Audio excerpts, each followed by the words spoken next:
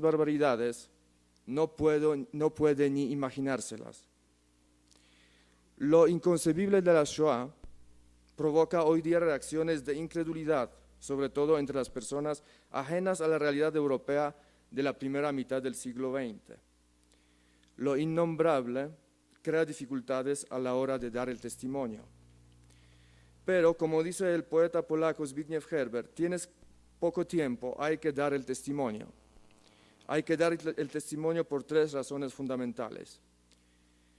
Primero, para preservar la memoria de las víctimas de la Shoah. Para, según las palabras del escritor judío polaco Henryk Greenberg, guardar la memoria de los muertos, nunca olvidar. Segundo, para combatir las tesis de los negacionistas que cada vez son más frecuentes, no solo en las publicaciones pseudohistóricas, sino también en el mundo político, también, lamentablemente, en la Europa de hoy. Tercero, para advertir que el Holocausto puede repetirse de muchas maneras, con otros pueblos, con otros credos. Quiero terminar esta intervención con una cita de otro sabio, Shevak Weiss, expresidente del Parlamento israelí y ex embajador de Israel en Polonia. El negacionismo quiere que dejemos de pensar sobre el Holocausto como una inmensa tragedia. Por ello tenemos que combatir a los que falsifican la historia y a los que permiten la mentira. Cierro las comillas. No debe haber aceptación de los que intentan revivir el lenguaje del antisemitismo, de la xenofobia, de rebajar al otro en vez de mirarse en el otro. Conecta con el canal del Congreso, que nos encontramos en la transmisión del foro La Tolerancia y el Respeto, requisitos para alcanzar la paz, convocado por el segundo vicepresidente del Senado de la República, doctor Edgar Espíndola Niño. Con su venia se dirige a ustedes, señoras y señores, el excelentísimo señor Pierre-Jean Van Dorna, embajador de la República Francesa en Colombia. Excelencia.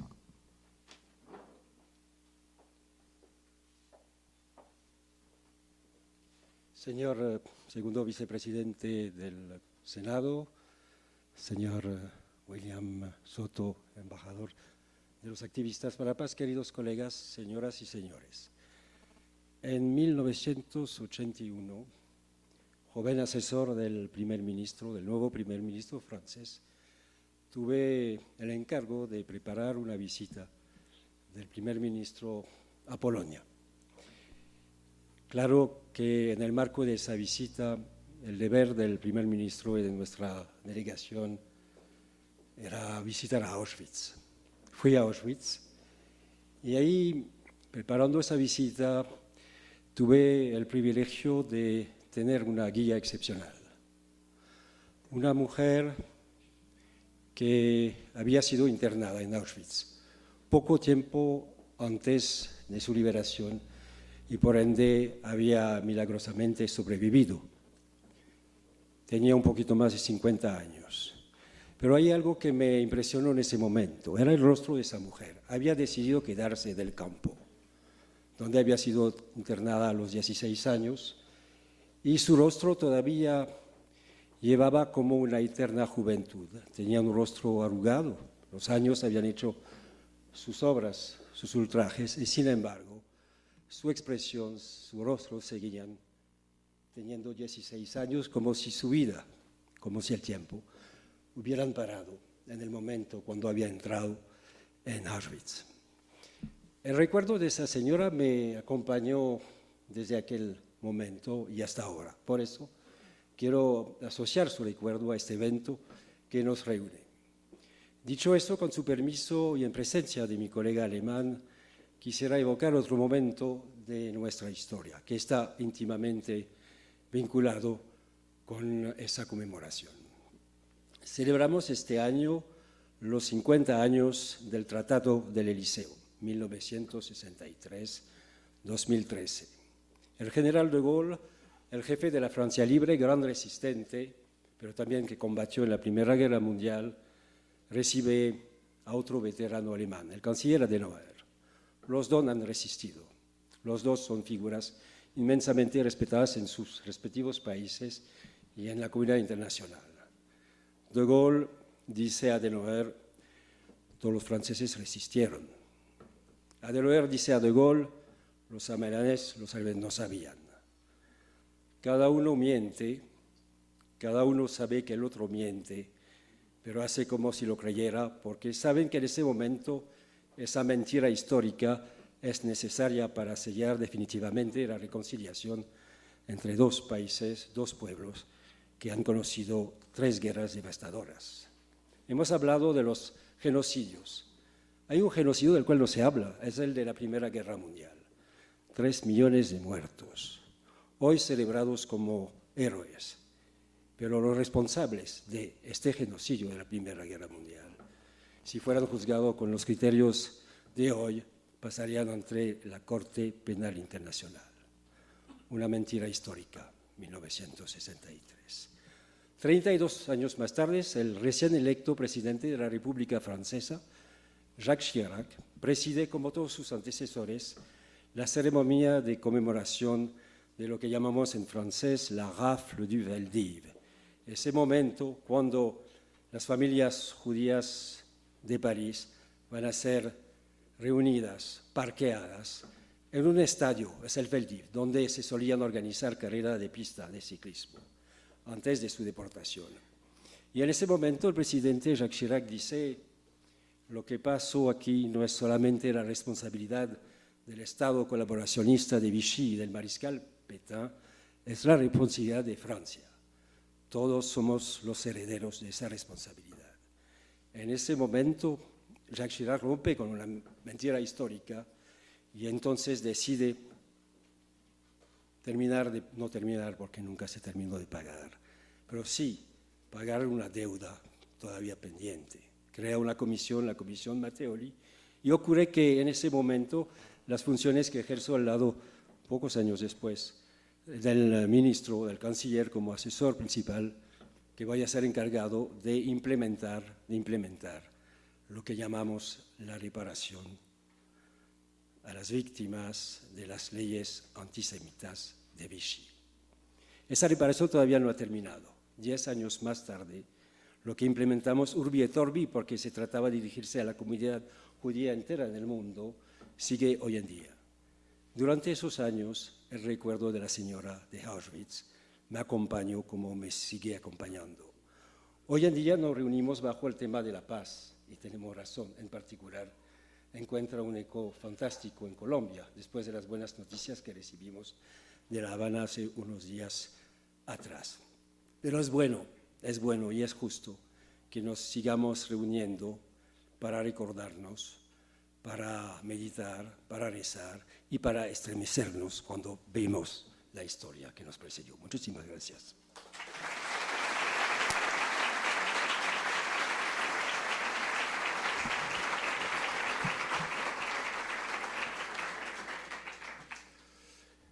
Le recordamos que este importante foro de interés internacional cuenta igualmente con el auspicio de la Embajada de Activistas por la Paz. A continuación, la distinguida señora Diana Wan, de la hermana República de Argentina, se dirige a ustedes con la disertación sobre la importancia de educar sobre la paz. Señora Wan.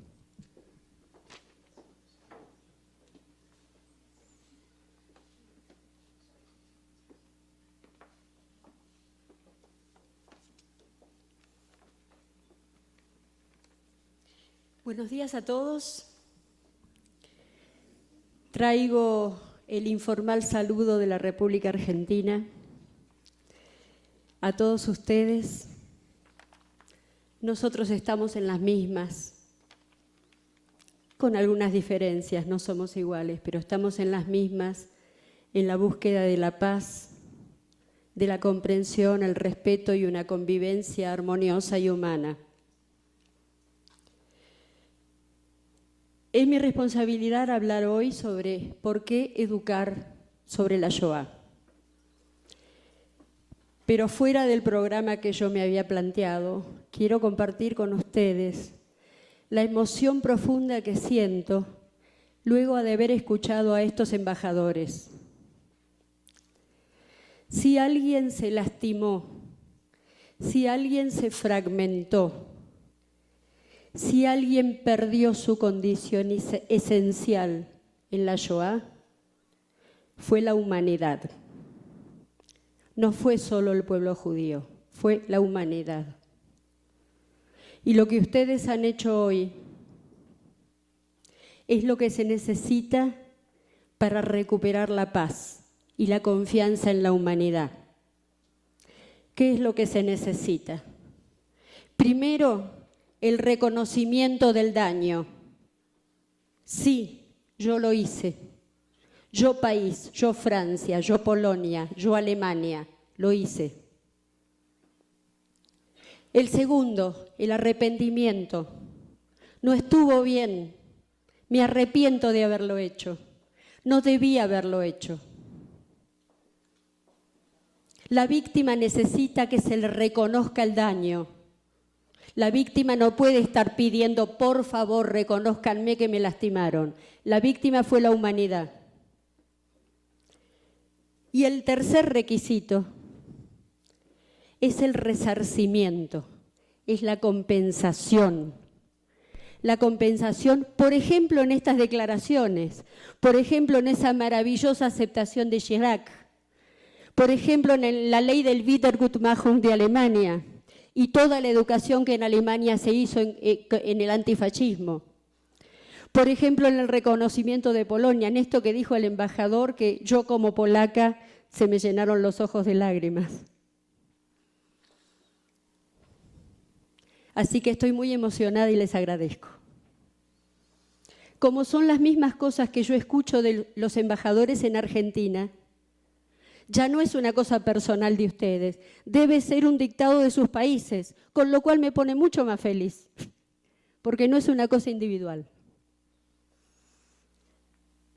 Bueno, y ahora voy a hablar de lo que debía hablar, que es la educación en la Shoah. Como presidenta de una organización en Argentina, que es Generaciones de la Shoah en Argentina, hemos pensado mucho acerca de qué es lo que se debe hacer para educar, qué es lo que se debe educar de la Shoah, y para qué, y por qué. La Shoah pasó allá, lejos, en una Europa que desde América nos queda tan lejos, en el hemisferio norte, sobre judíos. ¿Qué tenemos que ver nosotros con esto? ¿Qué debemos enseñar de esto? El número. El número es lo que tenemos que enseñar.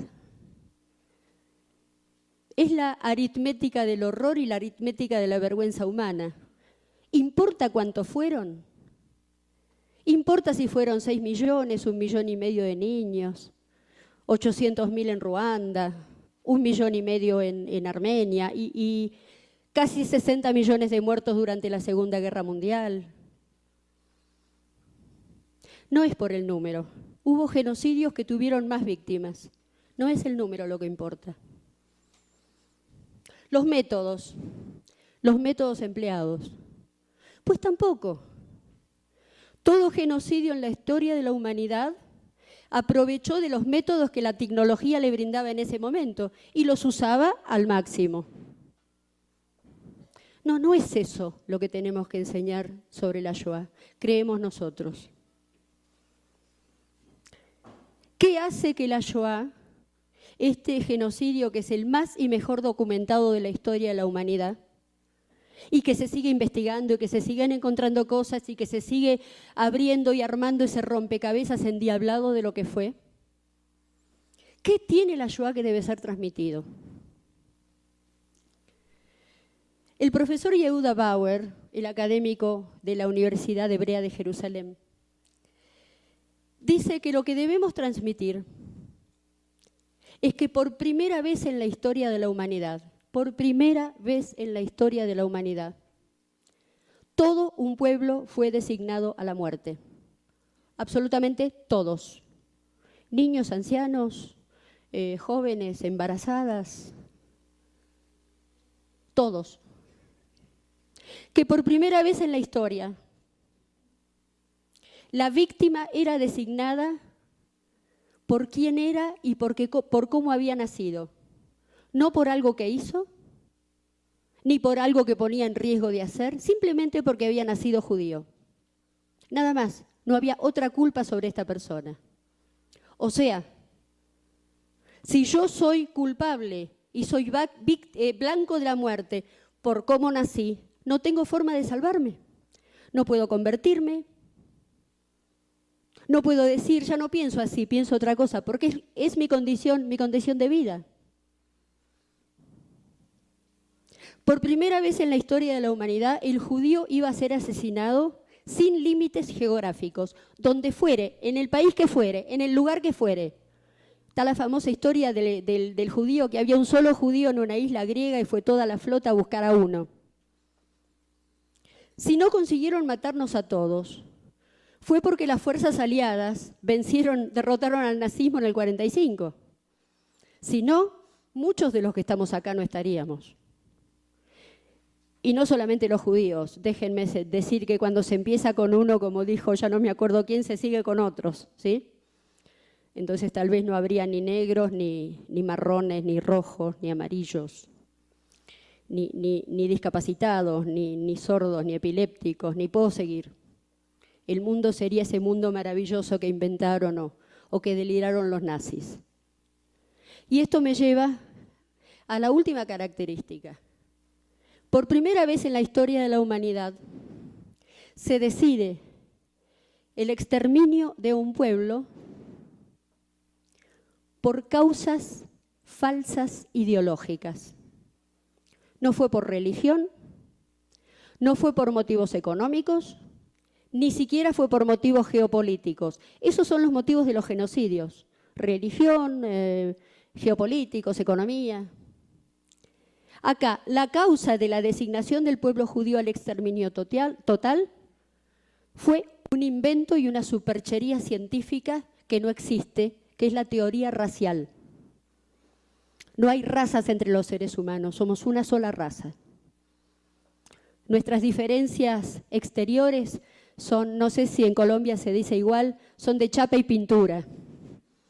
Somos todos iguales.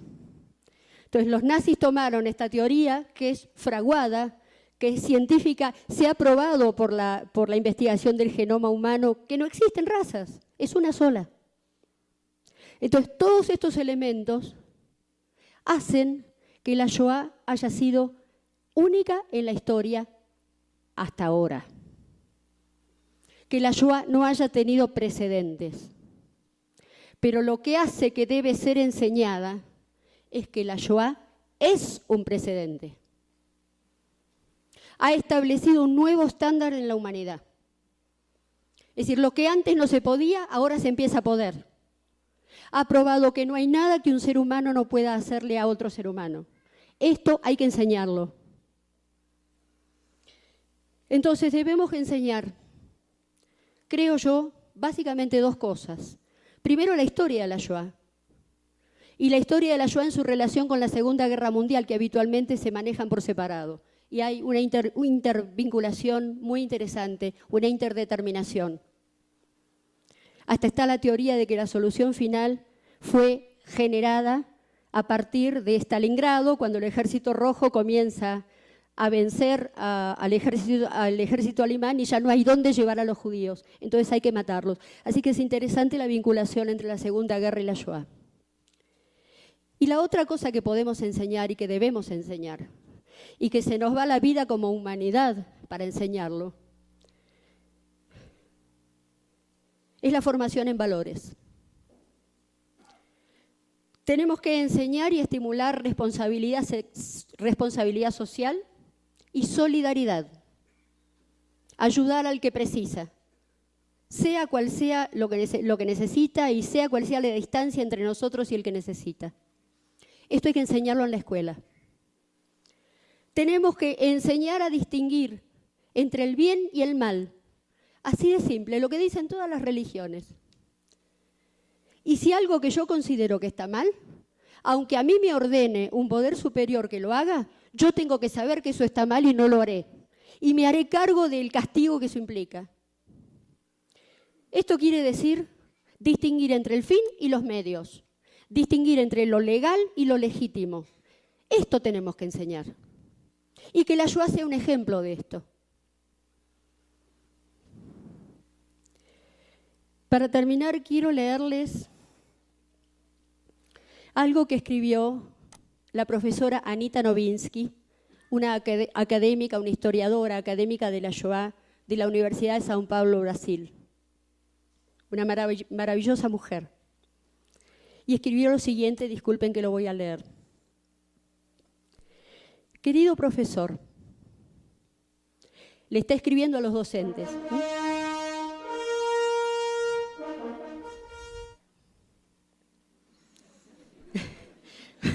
Bueno, las trompetas me dan un marco. Querido profesor, soy un sobreviviente de un campo de concentración. Mis ojos vieron lo que ningún ser humano debería testimoniar. Cámaras de gas construidas por ingenieros ilustres. Niños envenenados por médicos altamente especializados. Recién nacidos asesinados por enfermeras diplomadas. Y bebés quemados por gente formada en escuelas, liceos y universidades. Por eso, querido profesor, dudo de la educación y le formulo un pedido. Ayude a sus estudiantes a volverse humanos. Su esfuerzo, profesor, nunca debe producir monstruos eruditos, psicópatas o Eichmanns educados. Leer y escribir es importante, solamente si está al servicio de hacer a nuestros jóvenes seres más humanos. Muchas gracias.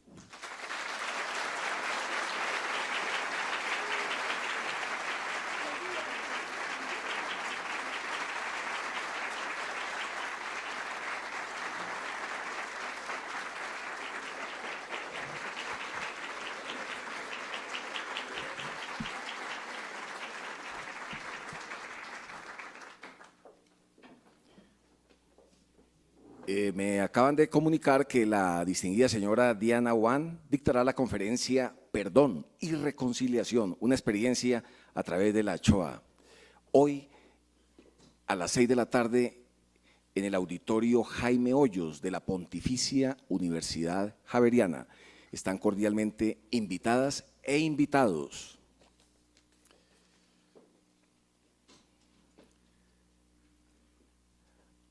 A continuación habla uno de los sobrevivientes, el señor Simon Helstuch. Señor Helstuch.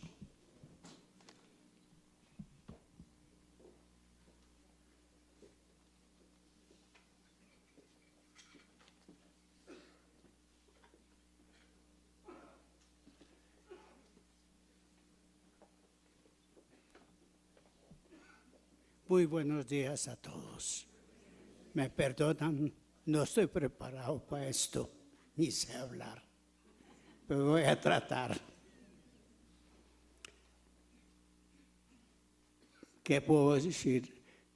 Nací en Polonia, ahora es Ucrania.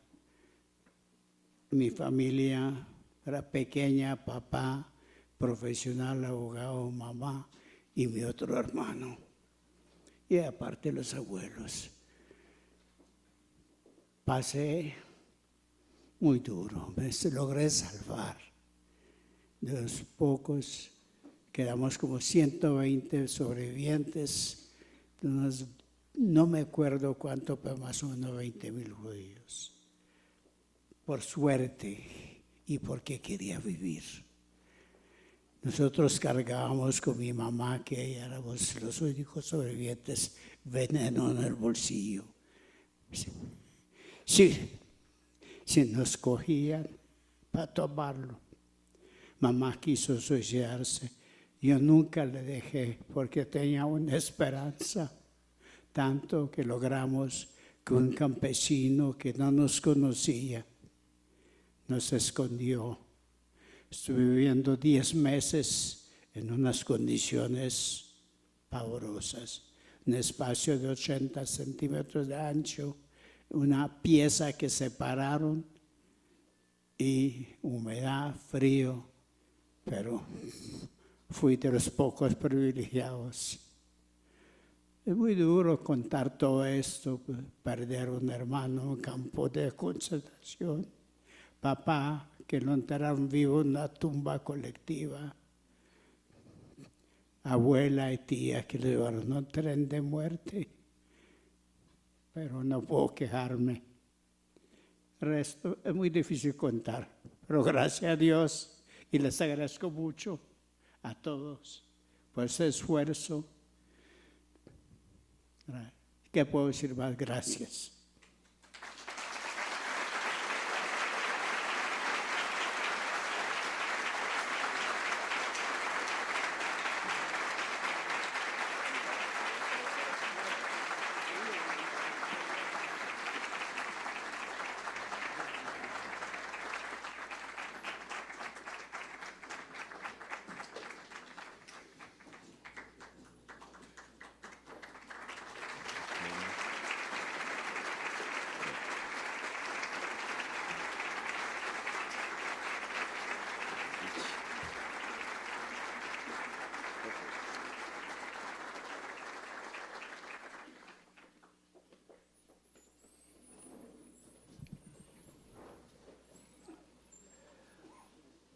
A continuación, el rabino Joshua Rosenfeld, director de la Casa Lubavitch, en homenaje a don Jacobo Brod.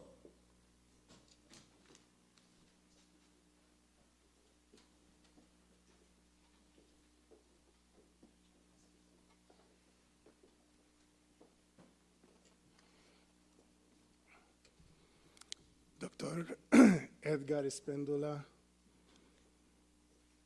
señores embajadores, Doctor William Soto, Gran Rabino Alfredo Goldschmidt, señores exministros, ministros, representantes de las embajadas y de las distintas comunidades. Al recordar a don Jacobo, me emociona tanto, y al ver que los embajadores se sentían tan cómodos hablar de recuerdos reales, voy a cambiar mis palabras y contar algo que me emociona tanto, y hasta hoy no tuve la oportunidad de compartir eso, algo que nos recuerda de don Jacobo. En el mes de diciembre tuve el gran mérito de visitar a Israel y fuimos a visitar a Hebrón, donde está la tumba de Abraham, Isaac y Jacob. En la mitad del camino, de repente, escuchamos el aviso que hay un misil que está llegando a nuestro camino. Estamos en el bus con unos soldados israelíes impresionantes, nadie se asusta, nadie se deprime, y todo el mundo rezando que no pasa nada. Y de repente llegó el aviso, cayó este misil en un pueblito árabe.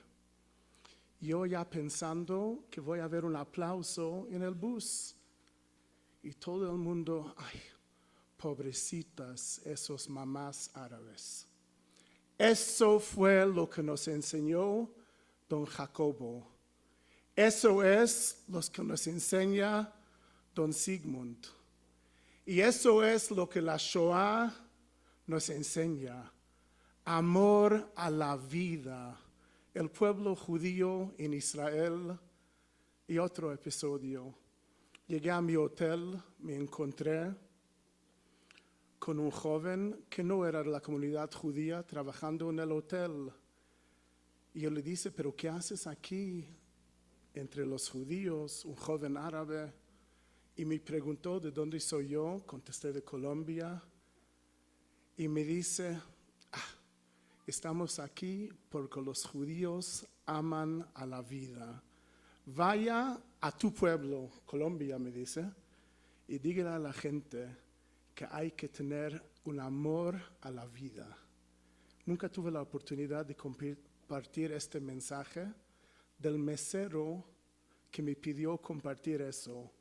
Hoy, gracias a los embajadores de la paz, al doctor William Soto y todo su grupo de idealistas, tengo la oportunidad de compartir eso con el pueblo colombiano. Aman a la vida,